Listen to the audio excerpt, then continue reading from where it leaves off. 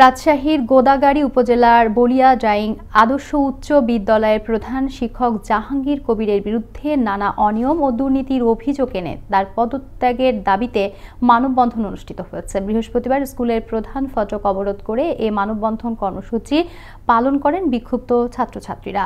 অপরদিকে স্কুলের শিক্ষক শিক্ষিকা ও অভিভাবক সহ সাবেক শিক্ষার্থীরা বলছেন, প্রধান শিক্ষক জাহাঙ্গীর কবিরকে সামাজিকভাবে হেয় প্রতিপন্ন করতে এটি একটি বৃহত্তর ষড়যন্ত্রের অংশ। ফলে এ মানববন্ধনকে কেন্দ্র করে ওই এলাকায় মিশ্র প্রতিক্রিয়ার সৃষ্টি হয়।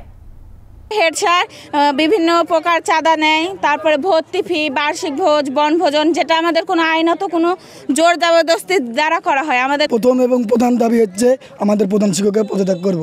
কমিটির স্বৈরাচারিতা দিয়ে তার প্রভাব খাটিয়ে এতদিন আওয়ামী লীগ সরকার ছিল, সে যেটা মনে করেছে শিক্ষা প্রতিষ্ঠানে দেখা যাচ্ছে শিক্ষার্থীদের কাছ থেকে বিভিন্নভাবে চাঁদা আদায় করেছে। হওয়া পর্যন্ত স্কুল করেছে, জান দিয়ে দিয়েছে স্কুলের জন্য। আমরা ওই সার ছাড়া কোনো সার চাই না। এই সার কি চাই আমরা? এই সার আমাদের হলো যে ছোটো থেকে এখান থেকে আমরা গড়ে তুললো স্কুলটা, স্কুল ছাড়া আমাদের এই সার কিছুই বুঝে না।